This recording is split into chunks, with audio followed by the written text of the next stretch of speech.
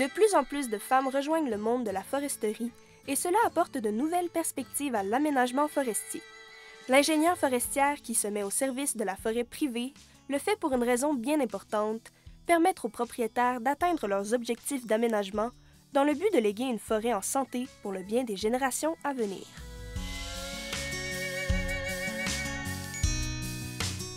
Cette capsule est une présentation de la microbrasserie La Souche avec la collaboration du syndicat des propriétaires forestiers de la région de Québec et l'Agence des forêts privées de Québec. Moi, j'avais aucune idée de qu'est-ce que je voulais faire dans la vie, là. C'était le néant total. Ma meilleure amie, dans le fond, elle allait faire le baccalauréat en aménagement. Puis je savais que je voulais déménager à Québec. Fait que je me suis dit, je vais suivre ma meilleure amie. Puis finalement, j'ai fait le bac au complet. Puis c'était super le fun, là. Mais finalement, j'aime vraiment ce que je fais. Puis je changerais pas, là.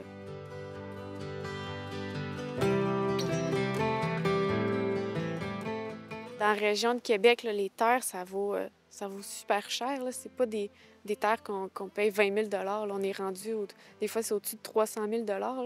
Les gens, ils voient ça comme leur havre de paix, puis ils sont souvent réticents à faire des travaux d'emménagement. Puis c'est normal, quand tu as payé une terre comme ça, tu veux la garder intacte. Mon travail, c'est un petit peu de sensibiliser les gens, puis de leur faire comprendre que c'est important d'emménager leur terre. C'est sûr que les premières années, après les travaux, c'est pas toujours beau esthétiquement, mais que dans 10-15 ans, ils vont vraiment voir la différence, puis que c'est vrai que ça vaut la peine là, d'emménager la forêt puis de faire des travaux, là. Quand je suis capable de bien cibler le propriétaire puis de comprendre c'est quoi qu'il veut réellement avec sa terre, c'est-tu plus un aspect faunique qu'il a envie de faire avec sa terre? C'est-tu plus forestier, récolte? Est-ce que c'est de la sériculture? Essayer de vraiment cibler qu'est-ce que le propriétaire, c'est quoi son profil pour être capable de le conseiller sur sa terre. Ça, c'est quelque chose que j'aime vraiment dans mon travail. Juste leur présenter leur plan d'emménagement, puis de voir leur réaction quand ils apprennent que j'ai un milieu humide sur ma terre, puis je le savais même pas. T'sais, juste de les voir comprendre comment leur terre est importante, puis qu'ils peuvent faire une différence, ça, j'adore ça, là.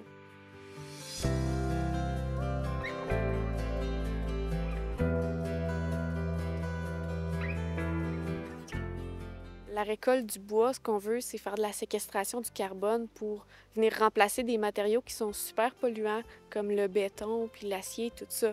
Donc, en emménageant la forêt, on vient récolter les arbres qui, eux, séquestrent le carbone. Donc, ça, c'est un point qu'on peut utiliser pour sensibiliser les propriétaires. Leur expliquer que nous, ce qu'on veut, c'est imiter les perturbations naturelles le plus possible.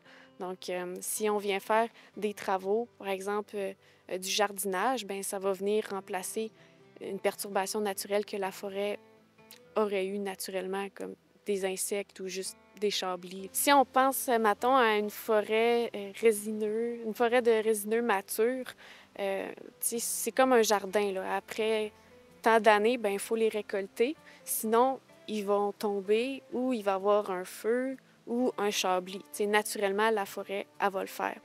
Ce qu'on veut, c'est aller récupérer le bois avant qu'il soit trop tard, puis pendant qu'il y a encore une valeur, autant écosystémique ou pour le propriétaire, une valeur monétaire. Fait que c'est sûr que ce qu'on veut, c'est essayer de trouver le juste milieu entre c'est quand le bon moment pour aller récolter, puis c'est quand que la nature elle va le faire par elle-même.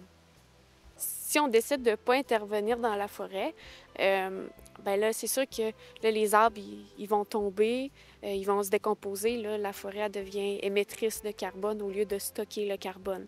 Donc, c'est correct parce que, ça en prend aussi des forêts non perturbées, mais qu'on vienne chercher l'arbre ou qu'on le laisse pourrir au sol. Moi, si j'avais une terre, c'est sûr que je viendrais la chercher pendant qu'il y a encore une valeur économique, là.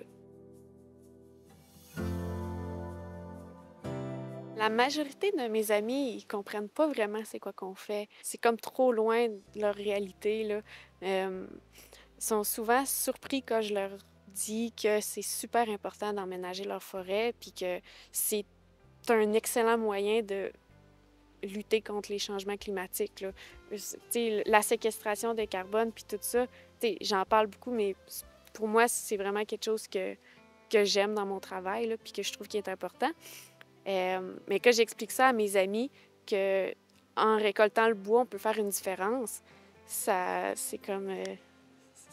on dirait que c'est comme pas possible, mais en y repensant, toutes nos maisons pratiquement sont faites en bois, puis les autres matériaux, c'est super polluant, là, fait que j'aimerais ça, là, si je pouvais faire un claquement de doigts, tous les gens, ils sont sensibilisés, puis éduqués sur le rôle que la foresterie joue, là.